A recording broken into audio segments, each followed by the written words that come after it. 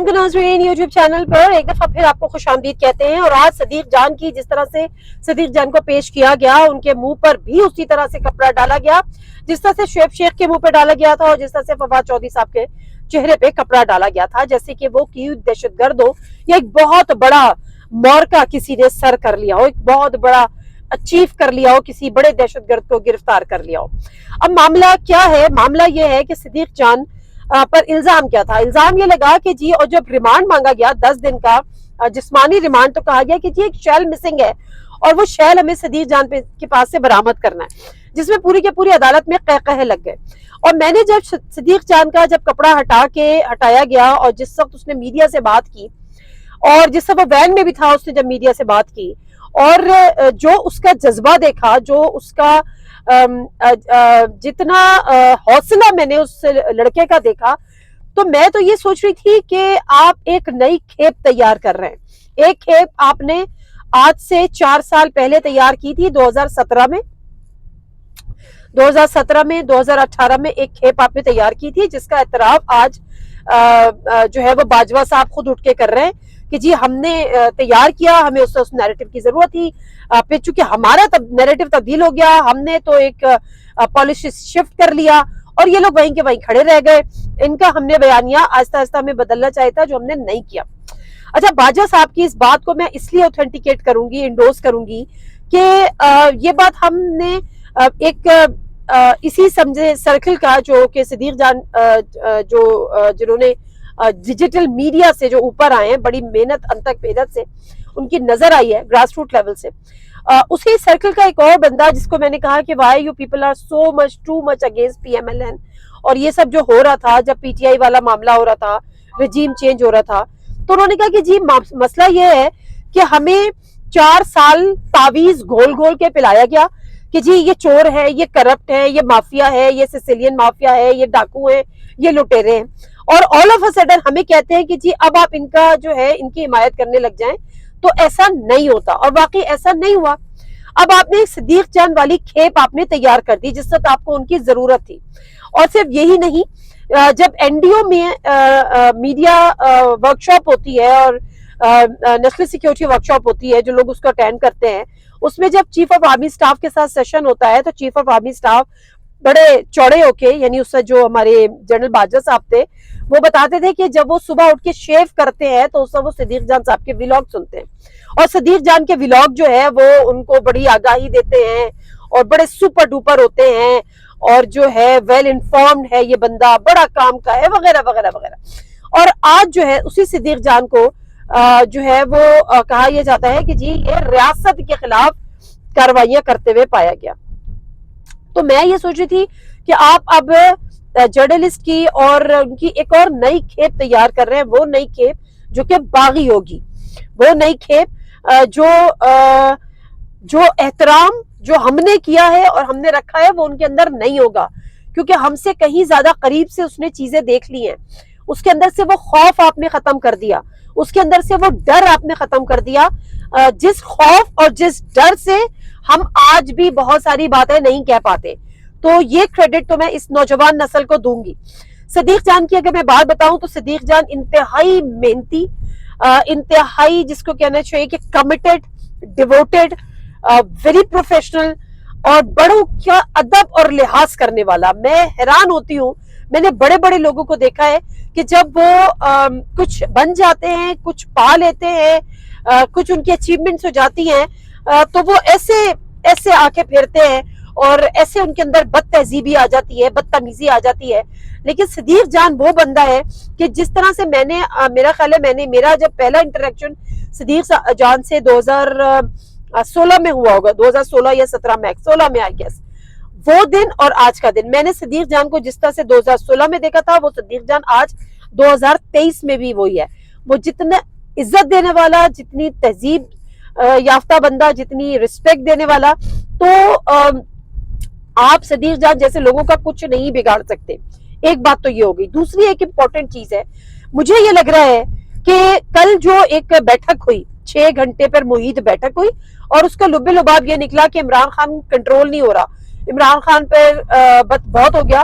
اور کچھ نون لیگ میں نے آپ کو پہلے بھی بتایا تھا اور یہ بات اس وقت بھی ہوئی اور ایسے نبھالنے کی یہ بات آن ریکارڈ بھی ہے کہ نون لیگ کے اندر اس چیز کو لے کر بڑی جو ہے نا وہ غصہ پایا جا رہا ہے. لوگ شکایتیں کر رہے ہیں کہ آپ سے خان مینج نہیں ہو رہا, مطلب جو سینئر لیڈرشپ ہے ان سے.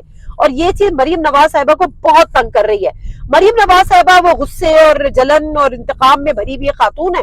وہ یہ چاہتی ہے کیونکہ وہ جو ٹویٹ کرتی ہیں, وہ جو ایکشن لینے کا کہتی ہیں, وہ ہو جا اور ہو جاتا ہے.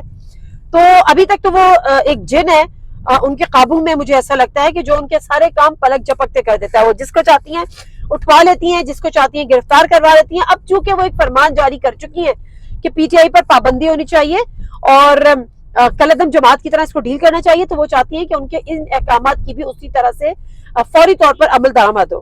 لیکن اس حکم کے آگے کچھ قوتیں ہیں جنہوں نے مریم کو لے لیا ہے ہیڈ آن اور وہ مریم کی بات سے متفق رہی ہیں. وہ کون قوتیں ہیں؟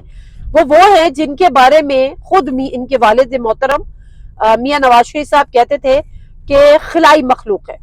میں نہیں کہہ رہی, مریم نواز شریف صاحب کہتے تھے خلائی مخلوق. تو ہم تو ان کو کبھی نامعلوم کی سے جانتے ہیں اور جب نعرے لگتے ہیں کہ یہ جو نامعلوم ہے ہم کو سب معلوم ہے تو ہمیں بڑی ہنسی آتی ہے. بٹ اینی ویز, تو معاملہ یہ ہے کہ اپنی ساری ان باتوں کو اوتھینٹیکیٹ کرنے کے لیے اور انڈوزمنٹ کے لیے کل کی بیٹھک میں ڈی جی ایس آئی کو بھی بلوایا گیا, چیف آف آرمی سٹاف کو بھی بلوایا گیا. لیکن جو خبریں آئی ہیں وہ یہ آئی ہیں کہ وہ اس سے سہمت نہیں ہے کہ پی ٹی آئی پر جو ہے وہ فلفورستہ سے پابندی لگا دی جائے. وہ تھوڑا سا انتظار کر رہے ہیں. میرا نہیں خیال کہ وہ اس بات پہ جو ہے وہ کنونسڈ ہیں کہ چونکہ آپ کو آؤٹ آف دا وے جا کے فیور دینا ہے, کیونکہ جو لندن پلان تھا نا وہ یہ تھا کہ عمران خان صاحب کو جیل بھیجا جائے گا یا ان کو نااہل کیا جائے گا. ایسا نہیں تھا کہ پوری کے پوری آپ جماعت پہ پابندی لگا دیں. یہ کوئی مذاق نہیں ہے, یہ کوئی ایم کیو ایم نہیں ہے. سب سے بڑی بات, یہ کوئی ایم کیو ایم نہیں ہے. اور آج میں یہ سوچتی ہوں کہ حقیقتاً جس وقت ایم کیو ایم پہ پابندی لگ رہی تھی, جس وقت الطاف حسین کی زباں بندی کی گئی تھی اور جس وقت ان پہ میڈیا پر پابندی لگائی گئی, الطاف حسین کے نام بولنے پر پابندی لگائی گئی, اس وقت ہمیں آواز اٹھانی چاہیے تھی. اور میں نے خیر ایک دفعہ کوشش کی تھی لیکن ہماری بھی اس سے زباں بندی ہو گئی تھی. اچھا معاملہ کیا ہے, میں الطاف حسین صاحب کو کلین چٹ نہیں دیتی کیونکہ مجھے اصلیت پتہ ہی نہیں ہے. ہمیں اصلیت بتائی نہیں گئی, ہم نے اصلیت جاننے کی کوشش ہی نہیں کی. ہم نے صرف اتنا جانا جتنا ہمیں بتایا گیا, ہم نے صرف اس پر یقین کر لیا جتنا ہمیں بتایا گیا. اگر پھر میں ماضی کی باتوں میں مختصراً جاؤں, کسی کو اچھا لگے یا کسی کو برا لگے, 92 کا ایک آپریشن ہوتا ہے, اس میں بتایا جاتا ہے کہ جو ایم کیو ایم تھی وہ جنا پور بنانا چاہتی تھی اور را کے ساتھ, انڈیا کے ساتھ اس کے تعلقات تھے اور ان کے ساتھ نیکسس تھا وغیرہ وغیرہ وغیرہ. یعنی وہ غدار وطن تھے اور ملک توڑنا چاہتے تھے. لوگوں نے تسلیم بھی کر لیا. ایک نئی ایم کیو ایم مہاجر قومی موومنٹ متحدہ سیٹ کے وجود میں بھی آ گئی. لیکن اس کے بعد کیا ہوا؟ اس کے بعد 99 کے بعد جب 2002 اس میں اس وقت کے ڈکٹیٹر جنرل پرویز مشرف صاحب جب چیف ایگزیکٹو بنے, اس کے بعد جب وہ صدر بنے اور اس سے صدر بننے سے بھی پہلے ہی بلکہ انہوں نے اپنا دست شفقت اسی ایم کیو ایم کے ہاتھ کے اوپر رکھ دیا جو کہ غدار تھی, جو کہ ملک دشمن تھی, جو ملک توڑنا چاہتی تھی, جو جنا پور بنانا چاہتی تھی. تو کیا یہ چیزیں, دو چیزیں ساتھ ساتھ چل سکتی ہیں؟ وہ کوئی سیاسی رہنما نہیں تھے, وہ پاکستان کے چیف آف آرمی سٹاف تھے. اگر وہ لے کے ایم کیو ایم جیسی جماعت کو ساتھ چل سکتے ہیں, اس کا مطلب ہے کہ جو پورٹرے کیا گیا تھا بعد میں اس کا چیزیں سامنے آئی بھی, تو قول و فعل میں تضاد ہے. ان تضادات پہ ہم نے یقین کیا. تو جو سوچتا یہ ہے کہ پی ٹی آئی پہ پابندی لگ جائے, وہ پی ٹی آئی وہ کسی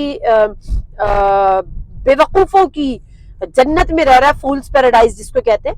اور اگر آپ اس کا مقابلہ نہیں کر سکتے سیاسی میدان میں, تو اس کا ہرگز مطلب نہیں ہے کہ آپ اس پہ پابندی لگائیں اور پھر آپ دمادم مست قلندر کے موڈ میں آ جائیں. بات تو یہ ہے کہ آپ عوام کو فیس کریں, آپ سیاسی جماعت کا مقابلہ کریں, اور اگر عوام آپ کو پسند کرتے ہیں, عوام آپ کو ووٹ دیتے ہیں, آپ عوام میں جائیں, آپ عوام کو کنونس کریں کہ وہ آپ کو ووٹ دیں. لیکن آپ اس ڈر سے کہ جی میں جو ہے وہ عمران خان کا مقابلہ نہیں کر سکتا, میں عمران خان کا مقابلہ نہیں کر سکتی, تو عمران خان صاحب کو آپ راہ سے ہی ہٹا دیں. اور عمران خان صاحب جن شکوک و شبہات کا ذکر کرتے ہیں اور کہ ان کو قتل کرنے کی سازش کی گئی یا کی جا رہی ہے یا کوششیں کی جا رہی ہیں, اور جن ویڈیو کلپس کے ذریعے چھوٹے چھوٹے ویڈیوز کے ذریعے صدیق جان نے بہت ساری چیزوں کو ایکسپوز کیا جس کی صدیق جان کو سزا ملی، اور ان میں بھی بڑی حقیقت ہے. تو کہنے کا مقصد یہ ہے کہ مجھے یہ لگتا ہے کہ کچھ قوتیں ایسی ہیں جو اس سے لڑا کے پی ٹی آئی اور اسٹیبلشمنٹ کو وہ اپنے کچھ سیاسی فوائد حاصل کرنا چاہتی ہیں، لیکن وہ یہ بھول رہی ہیں کہ یہ وہی اسٹیبلشمنٹ ہے جو کسی کی نہیں ہے. میں آپ کو یہ بتا دوں، یہ اسٹیبلشمنٹ کسی کی نہیں ہے، ان کا بلو آئٹ کوئی نہیں ہے.